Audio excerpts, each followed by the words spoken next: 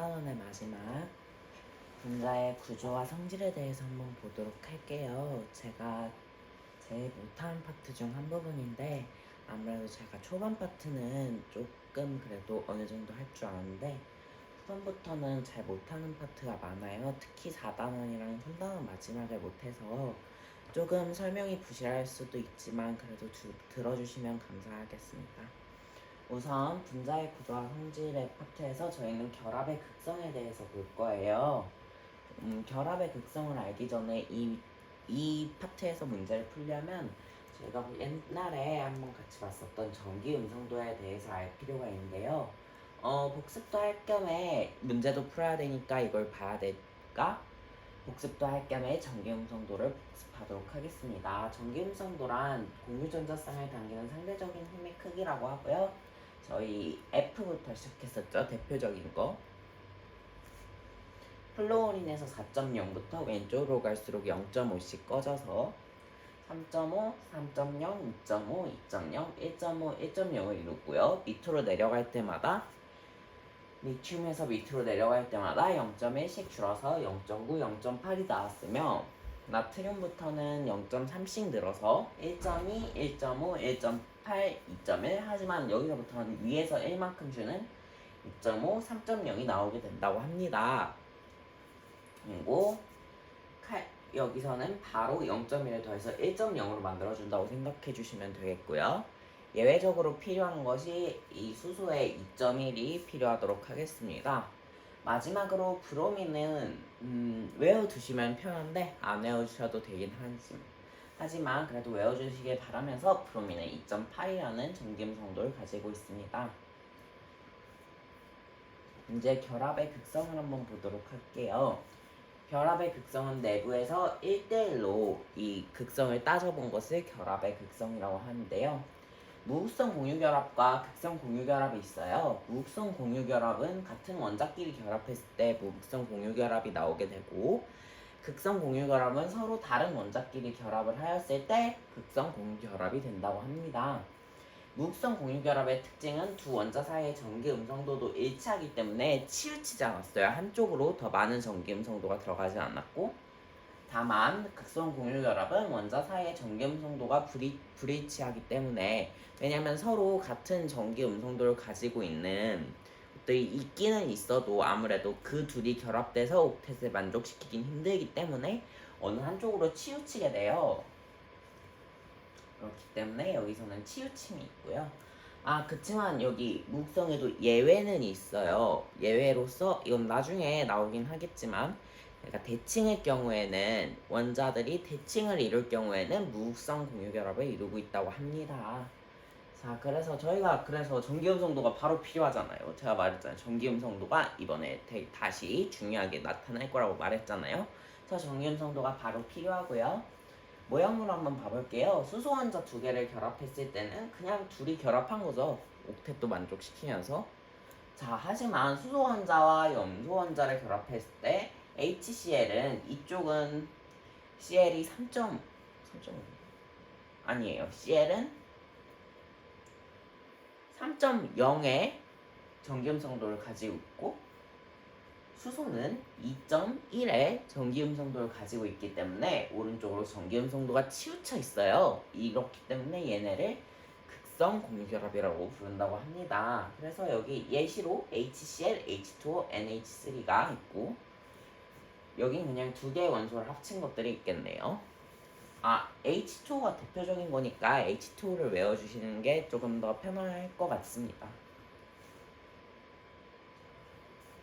이번엔 전기음성도 차이에 따른 화학결합의 구분을 한번 해볼게요. 일단 이 둘은 무극성 공유결합이죠. 서로 같은 것끼리 해서 차가 없기 때문이에요. 만약에 이렇게 점점 이온결합 쪽으로 가는 형태인데 일단 수소와 브로민은 2.8이랑 2.1로 0.7의 차이가 있어요. 그래서 점점 극성 공유결합으로 와서 HF 하면은 F가 4.0에 H가 2.1이기 때문에 1.9의 차이가 있고요. 그리고 이제 NaF로 오면은 F가 4.0에 NA가 0.9를 가지고 있기 때문에 이 친구들은 이제 3.1이 나오게 되면서 완전한 이온 결합으로 변하게 되겠죠. 뭐 이게 이온 결합이 서로 비금속이랑 금속이랑 결합했을 때 이온 결합이기 때문에 이쯤부터는 이온 결합이고, 여기까지는 아직 둘이 기체인 상태에서 그러니까 기체한다. 비금속인 상태에서 결합을 했기 때문에 일단 이온 결합 공유 결합이 형성되고 있긴 하지만, 여기까지가 극성 공유 결합이 있고, 여기서 완전히 같은 두 개가 합쳐졌을 때 무극성 공유 결합이도록 하겠습니다.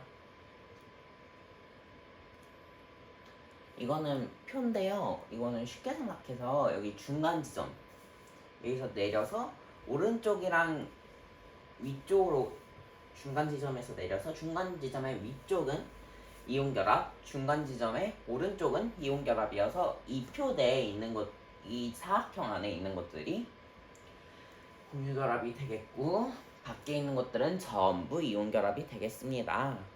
이온 결합이 확실히 조금 더 많이 있긴 하네요. 다만 예외로 HF는 이 직사각형의 밖에 있는데, 이건 따로 외워주시면 될 것 같습니다.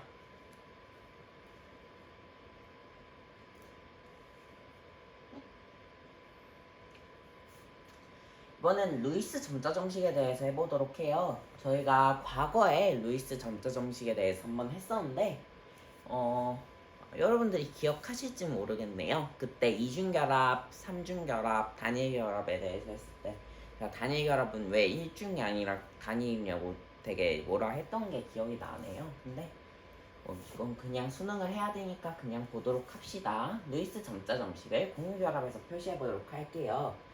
루이스 점자 정식이랑 원자과 전자를 점으로 표현하여 나타낸 식이고, 구조식은 공유전자쌍을 결합식으로 나타낸 식이라고 하네요. 그래서 점자 두 개를 찍어서 얘네를 옥텟을 만족시켰고, 일단 단일 결합이죠. 그래서 바로 이렇게 찍어주는 것.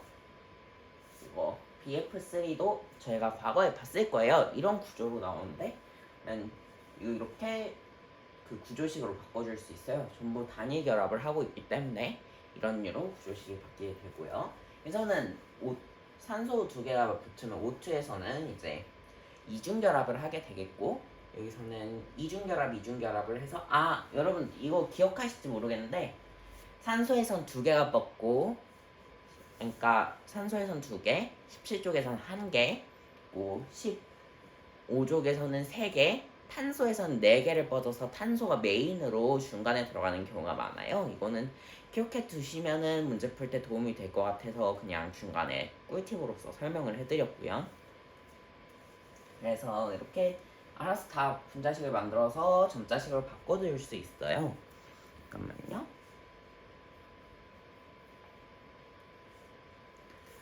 네, 이렇게 바꿔주시면 되고, 여기 HC에는 조금 특별해서 별표가 쳐져 있는 것 같습니다.